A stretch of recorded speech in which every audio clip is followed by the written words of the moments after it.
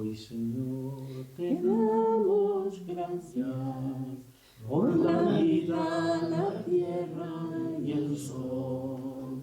Hoy, Señor, queremos cantar las grandezas de tu amor.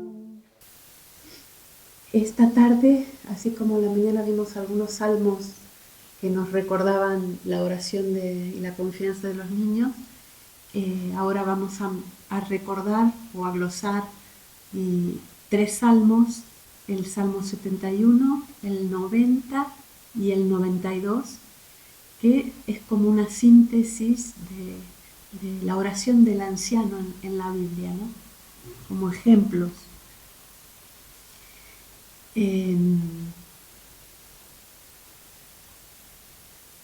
Cuando nosotros estamos acostumbrados, cuando viajamos en avión, a estos, ¿cómo llamarlos? Los ritos, no, como, pues, lo que hacen siempre cómo tenés que, por dónde tenés que salir, bueno, todas las indicaciones que ya nadie escucha, ¿no? Pues ya uno no escucha ni nada ya. Y además siempre pensás, el día que me toque, por más que lo escuche, no sé si a ti no, así que nadie escucha, pero hasta que a uno no tiene una experiencia así, que se da cuenta que sí, que realmente la partida y el aterrizaje son los dos momentos más difíciles, ¿no? O cuando hay alguna turbulencia que te dicen, siéntese, póngase el cinturón. Pues ahora cuando yo venía de Argentina, esta última vez, ahora a finales de enero, me agarró la tormenta esta, sí, no sé, esa, que la última que vino, que justo en el momento que iba a aterrizar, que nos agarró de sorpresa a todos, y de repente uno escucha que el capitán, es el capitán el que, bueno, que por los micrófonos que te dicen con urgencia, y no solo siéntese, mire dónde están las salidas de emergencia, no se ponga, todo el mundo y por supuesto todo se movía, todo, acabábamos de comer, a mí me descompuso porque fue un movimiento muy, ¿no? Y es como una imagen, una metáfora de realmente lo importante que es el despegue y el aterrizaje, ¿no? Son momentos de peligro, que uno dice, bueno, hay que ajustarse bien los cinturones y seguir las indicaciones. Y Dolores Alexandre dice que ese ajustense el cinturón en la Biblia vendría a ser, podría condensarse en la palabra cíñete, que escucha Jeremías en el capítulo 1, número 17, que es un gesto que equivalía a disponerse para empezar un trabajo, un viaje o un combate, ceñirse, como lo tenemos en la regla, ¿no? Y como dice Lucas en 12:35, estén ceñidos vuestros lomos y vuestras lámparas encendidas. Es decir, que ceñirse es todo lo contrario al descuido, a la imprevisión o a la improvisación, ¿no? Y a mí me encanta una poesía de la Santa que le damos poca importancia, que ni siquiera la cantamos. Bueno, en Argentina en uno de los conventos se tiene música, que es la de Toma de Velo de la hermana Isabel de los Ángeles. Es preciosa porque condensa en la imagen del velo, hace como un juego de palabras, hermanas, porque veléis, os han dado hoy este velo, y no os va menos que el cielo, por eso no os descuidéis, ¿no? Uno está acostumbrado a leer el símbolo o la imagen del rito del velo o de la imposición del velo o el velo mismo en una ceremonia como signo de consagración, de pertenencia, pero la Santa lo vincula a la vigilancia, ¿no?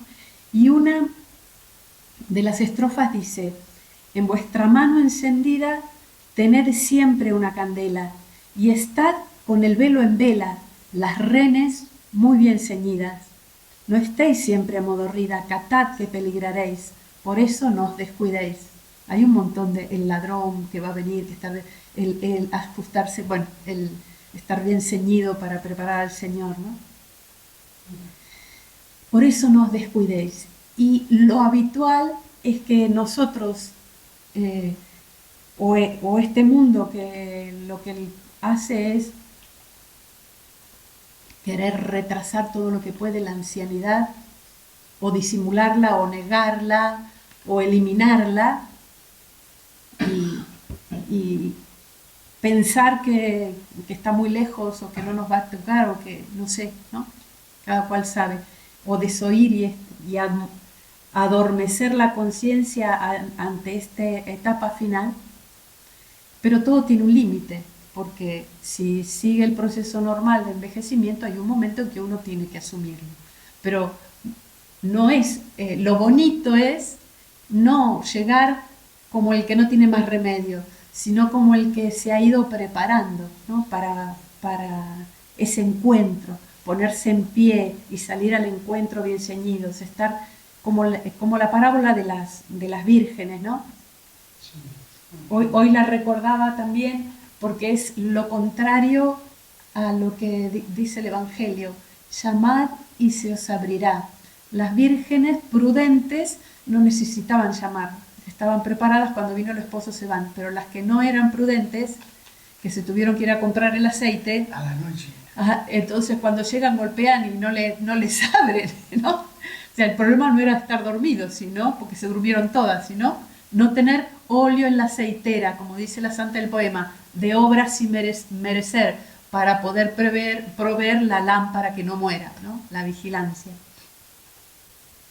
Por eso el Salmo 90:12 dice: enséñanos a calcular nuestros años para que adquiramos un corazón sensato. También dice muy tan gráfico, con esas imágenes tan fuertes que tiene el profeta Oseas, dice con ironía: cuando su madre, o sea, por el que está desprevenido y el que está, sí, no está atento y no está a la altura de las circunstancias y de la etapa de su edad, ¿no? Cuando su madre estaba con dolores, fue una criatura torpe que no supo ponerse a tiempo en la embocadura del alumbramiento, ¿no? Como el que, bueno, mi madre siempre nos contaba la dificultad de su primer parto, porque mi hermana mayor salió por los pies, ¿no? Entonces fue tremendo, ¿no? Y el profeta, es impresionante cómo utiliza, ¿no?, esas imágenes. O sea, que no seamos así tan torpes, que no sepamos estar preparados y prevenidos y ceñidos en esta etapa, ¿no? ¿Y qué significaría ceñirse, estar ceñidos? Además de asumir en la propia existencia los cambios que va trayendo o que va a ir introduciendo los límites de la edad, ¿no? Y yo recordaba el texto de la regla, o de manera sintética la doctrina de Teresa de Jesús y de Juan de la Cruz de las virtudes de la vida teologal, ¿no? El santo es lo único que nos acompaña, lo único que nos ayuda a hacer el camino son las virtudes. Y lo mismo para la santa, pero tiene un texto de las Constituciones, ahí tiene uno que es precioso, que no le falte lo necesario a los sanos, que algunas piedades a las enfermas.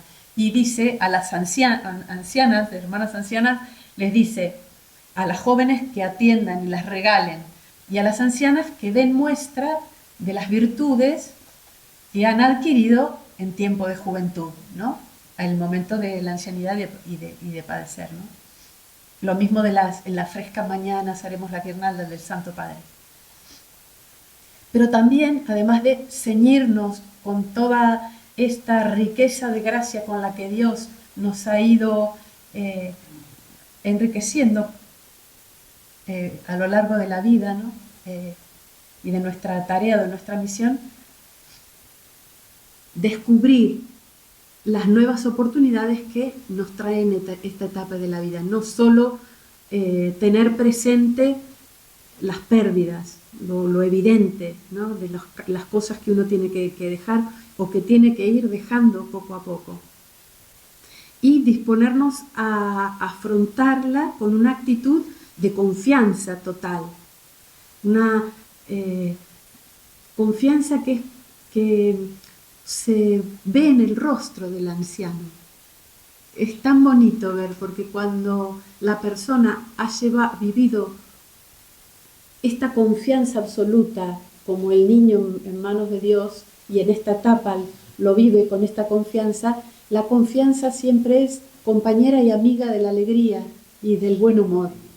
Es una alegría instalada que ya en la persona, ¿no? Como que nace de esta confianza.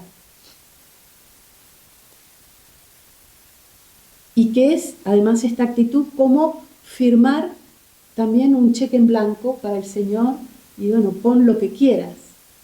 O como decía Noemí a su suegra, Ruth a su suegra Noemí: te seguiré a donde vayas, tu pueblo será mi pueblo, tu Dios será mi Dios, donde te entierren será enterrada. Es esa totalidad, ¿no? Hay una religiosa que murió jovencita a los 33 años, que en Ecuador la habrán sentido nombrar su historia, la hermana Claire Crockett. ¿Sí? Claire Crockett. ¿Sí? Irlandesa. Bueno, ahora han iniciado el proceso de beatificación y canonización. Ella muere en el terremoto de Ecuador, tiene una historia preciosa, ¿no? Como una conversión muy fuerte, que yo muchas veces la utilizo para mostrar cómo Dios, estas gracias que nosotros leemos en la Santa Madre, que parece que fueran del siglo XVI, se siguen viviendo. Mucha gente tienen estas experiencias fuertes de locuciones o revelaciones que las ayudan a dar el paso a una conversión, ¿no? Al final de su vida, ella cuentan sus hermanas y en los escritos que se pueden leer de ella, que le decía a Dios que cada día era un cheque en blanco. Cada día, día por día, como el de Teresita, nada más que por hoy, ¿no? Día a día. Le entregaba un cheque en blanco y le decía al Señor: escribe lo que quieras y pídeme lo que quieras, ¿no? Pues esa conciencia del final, de la caducidad de la vida y del tiempo, está muy presente en los salmos, ¿no? Es una meditación sapiencial vinculada a la ancianidad que se hace frecuentemente plegaria en boca del salmista. Por ejemplo, en el Salmo 71, que podemos decir o llamar como la oración del anciano. Y es muy bonito porque se condensan todas las dimensiones del tiempo en la oración, ¿no? El presente, el pasado y el futuro. El presente está marcado por los achaques de la edad. El orante dice se siente despreciado por sus compañeros, siente su flaqueza, y entonces eleva su oración y dice: no me rechaces ahora en la vejez, me van faltando las fuerzas, no me abandones. En el número 9. Este es el presente, pero el pasado, como recordábamos en los salmos y en la vida de los profetas, está como ungido con una presencia de Dios que lo ha ido acompañando a lo largo de la vida y que le evoca, hace memoria de eso, pero es como que se lo recuerda a Dios, ¿no? Tú, Dios mío, fuiste mi esperanza y mi confianza, Señor, desde mi juventud. En el vientre materno ya me apoyaba en ti, en el seno tú me sostenías siempre he confiado en ti. Y el futuro se presenta a los ojos del anciano como promesa de fidelidad. Si recordamos que lo rezamos tantas veces, me harás subir de lo hondo, acrecerás mi dignidad y de nuevo me consolarás. Y yo cantaré y te daré gracias, Dios mío, por tu bondad y por tu auxilio, ¿no?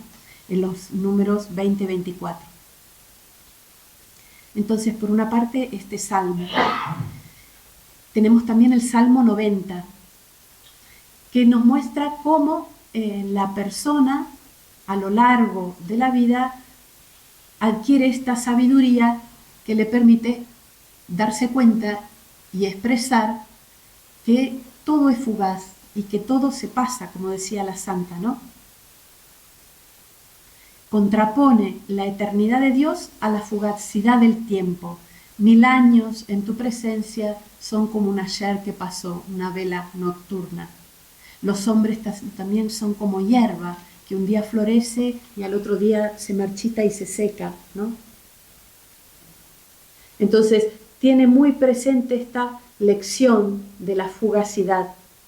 En el número 10 dice, aunque uno viva 70 años y el más robusto hasta 80, la mayor parte son fatiga inútil porque pasan a prisa y vuelan. Entonces, en medio de esta conciencia de fugacidad, el anciano o la persona sabia se llama a sí mismo a la prudencia del corazón y reza, enséñanos a calcular nuestros años para que adquiramos un corazón sensato. Pero no porque toda la vida sea simplemente fatiga y duelo, sino que para prevenir a uno mismo o a los que rezan con uno del autoengaño y del falso idealismo, ¿no? Recordar que la vida es fugaz e invocar la misericordia del Señor. En el Salmo 92 también encontramos estas como contraposiciones habituales que hay entre el comportamiento de los malvados y el comportamiento de los justos.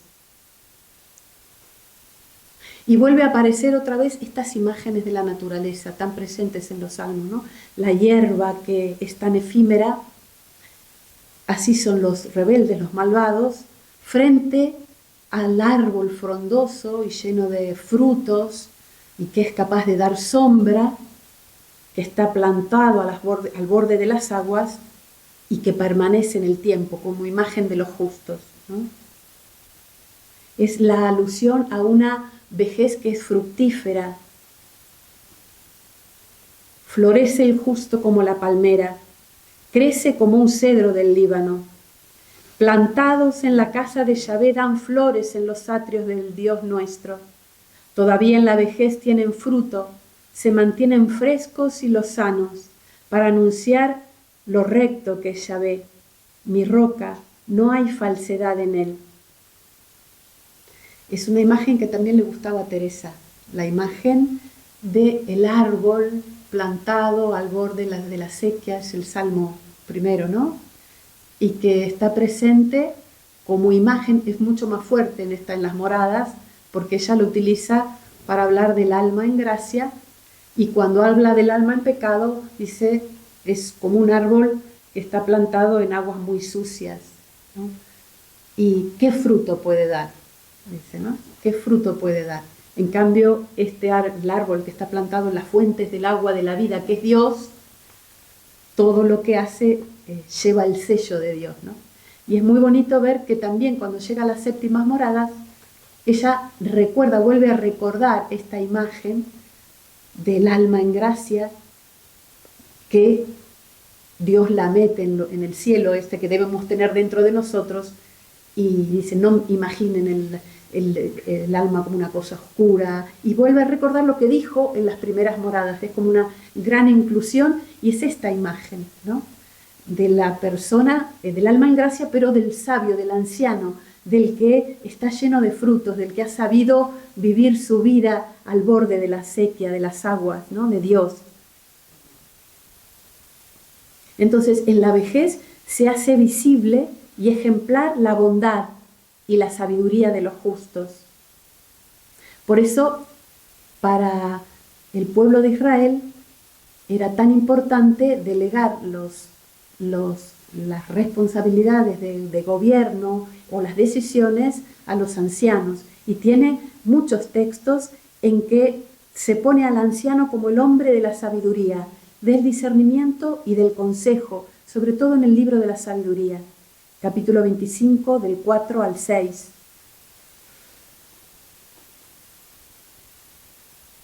Y también aconsejan, el libro de la sabiduría 6, número 34, la compañía, acudir al anciano para recibir el buen consejo, ¿no? Acude a la reunión de los ancianos. ¿Que hay un sabio? Júntate a él. O en el capítulo 8, número 9, no desprecies las cuentas, lo que cuentan los ancianos, que ellos también han aprendido de sus padres y de su propio sufrimiento, ¿no? Y la tradición de Israel va a aconsejar a los jóvenes que escuchen siempre a los ancianos, que es lo que le gusta repetir tanto al Papa Francisco. Tiene esa, siempre, donde puede lo mete, ¿no? Hablen con sus ancianos, hablen con los abuelos, dice él, ¿no? Nuestros padres, canta el Salmo 44:2, nos han contado la obra que realizaste en sus días, en los años remotos. O el Salmo que recordábamos hoy, el 21, en ti confiaban nuestros padres, confiaban y los ponías a salvo, a ti gritaban y quedaban libres, en ti confiaban y no los defraudaste, dice el Salmo, ¿no? Entonces, teniendo como telón de fondo estos salmos, nosotros también podríamos hacer en la etapa de la vida en que uno está, como escribir un salmo personal, ¿no? Escribir un salmo personal, ¿no? O que se puede también compartir, o si no, elegir como 3 palabras, porque a lo largo de la vida todos en el fondo deseamos, como decía Teresita, desde chiquitita, esta conciencia. A mí me impresiona muchísimo esta conciencia de Teresa de tan chiquitita, del para siempre, siempre, siempre. Leíamos en las historias del Flo Santorum que vida e infierno eran para siempre, siempre, siempre. Y repitiendo esto muchas veces me quedó imprimido el camino de la verdad. Y es esa verdad de esta conciencia de fugacidad de la vida frente a la eternidad, es el camino de la verdad al que ella siempre va a querer volver. Cuando tiene esta crisis normal de adolescencia y vuelve en Santa María de Gracia con María de Briceño y sus conversaciones y el texto evangélico, vuelve a recuperar la verdad de mi niñez, ¿no? Y después cuando tiene que elegir estado, por más que muchas veces lo interpreten, ustedes habrán escuchado tantas veces eso, ¿no? Que es como una elección vocacional influida por el temor, porque ella además lo dice, más por temor que por amor, y sin embargo, a mí me parece tan fuerte, tan heroica, tan coherente con toda esta experiencia que ha ido viviendo desde su niñez, de preferir pasar la vida como en purgatorio para tener el cielo allá. ¿Por qué? Porque es fuertísima esta conciencia de que todo, además del temor de la salvación propio de una época, pero esta conciencia de que todo se pasa, ¿no? Muy presente. Y esta es una conciencia muy fuerte en los místicos. Y lo que asombra en Teresa es ver lo que ya desde que es pequeña tiene esta conciencia, ¿no? Entonces, nosotros todos deseamos vivir para siempre, siempre, siempre. o dejar un legado, que nuestra vida tenga un fruto, que no haya pasado en vano, ¿no? Y cada uno con las obras, con lo que tiene, o con lo que ha ido construyendo, siente que ese es su legado, ¿no? Si tuviéramos nosotros que expresar ese legado en 3 palabras, ¿qué palabras elegiríamos? Que pudieran resumir nuestra vida y que pudiéramos dejar como testamento para los demás. Porque hemos ya vivido mucho y con toda seguridad tenemos palabras claves que sintetizan toda una experiencia y que seguramente muchas personas que se acercan para hablar con nosotros nos la van a decir y que uno las escucha en los ancianos, en eso que siempre repiten, que es la experiencia más profunda que ha ido sustentando la vida, ¿no? Ya sea una experiencia de amor humano o una experiencia espiritual. Mi madre, por ejemplo, ella siempre decía, lo repetía, yo soy la misericordia de Dios con patas. ¿Cómo? Yo soy la misericordia de Dios con patas. Lo que quería decir con patas, lo que quería decir era que Dios había derramado en ella tanta misericordia que era como una misericordia caminando, la misericordia de Dios caminando, ¿no? Y hoy recordábamos, ¿no?, cómo Dios nos habla desde el seno materno aunque no tengamos conciencia, y Dios nos habla en la ancianidad aunque no tengamos conciencia, aunque la persona haya perdido todas sus capacidades.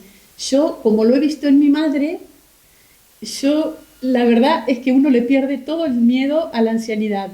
Me acuerdo que pasaba ratos, porque como ya la tengo en el cielo y uno la añora tanto a la propia madre, había ratos que yo la abrazaba porque uno siente como que tiene un pedazo de cielo, ¿no?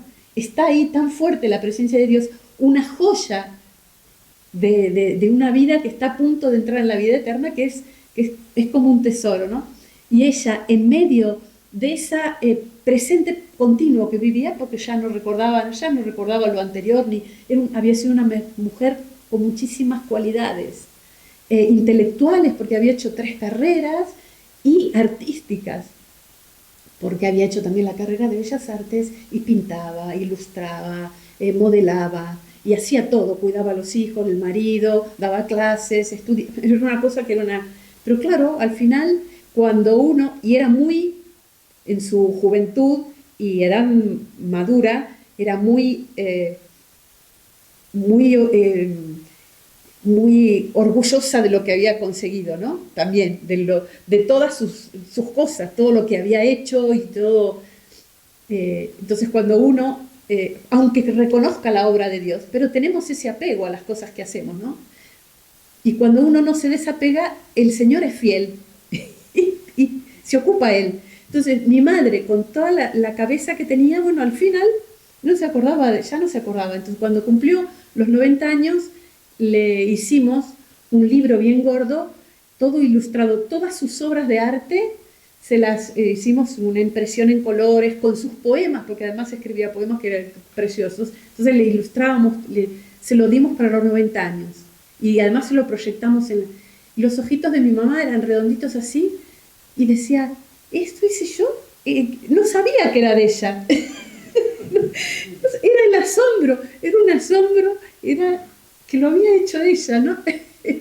Y cuando rezaba, siempre había sido de mucha oración, muchísima oración. Y en ese presente continuo que vivía, uno veía cómo cuando tenía que rezar el rosario cómo estaba Dios presente en ella. Es un misterio, porque después en la vida no sabía ni qué día, ni qué hora, ni qué momento, no, nada. Pero esa presencia del Señor en ella en la oración hasta el final, que murió, que una muerte preciosísima, de mucho sufrimiento, pero entonces es precioso recordar esto, que en la ancianidad nosotros dejamos un legado en palabras o un legado de testimonio de una vida hecha que desborda a la persona. Esas son esas personas que irradian lo que han vivido. ¿no es cierto? Entonces, bueno, en esta etapa de la vida es muy bonito hacer memoria y dejar este legado, o en 3 palabras, que sean como un testimonio, ¿no? Que podríamos, como tantas palabras que han dejado los santos. Y yo pensaba, bueno, para terminar, 3 salmos, como entre comillas, que son las oraciones de nuestros padres, ¿no? Una oración de Juan, otra de Teresa y otra de Teresita, que nos sirva como para después una lección.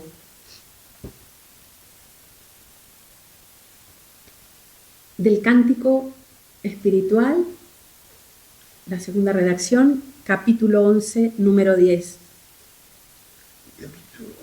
Número 10. No le puede ser al alma amarga, no le puede ser al alma que ama amarga la muerte, pues en ella halla todas sus dulzuras y deleites de amor. No le puede ser triste su memoria, pues en ella halla junta la alegría. No le puede ser pesada y penosa, porque es el remate de todas sus pesadumbres y penas y principio de todo su bien. Tiénela por amiga y esposa, y con su memoria se goza como el día de su desposorio y bodas, y más desea aquel día y aquella hora en que ha de venir su muerte, que los reyes de la tierra desearon los reinos y principados.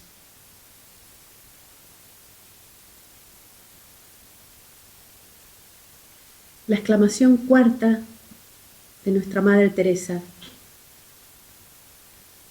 Parece, Señor mío, que descansa mi alma, considerando el gozo que tendrá, si pues por vuestra misericordia le fuere concedido gozar de vos. Mas querría primero serviros, pues ha de gozar de lo que vos, sirviéndola a ella, le ganasteis. ¿Qué haré, Señor mío? ¿Qué haré, mi Dios? Oh, qué tarde se han encendido mis deseos, y qué temprano andabais vos, Señor, granjeando y llamando, para que toda me emplease en vos.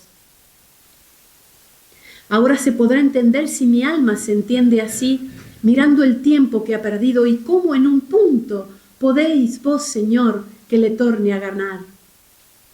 Quered vos, Señor mío, quered, mientras mayores maravillas oigo vuestras, y considero que podéis hacer más se fortalece mi fe, y con mayor determinación creo que lo haréis vos.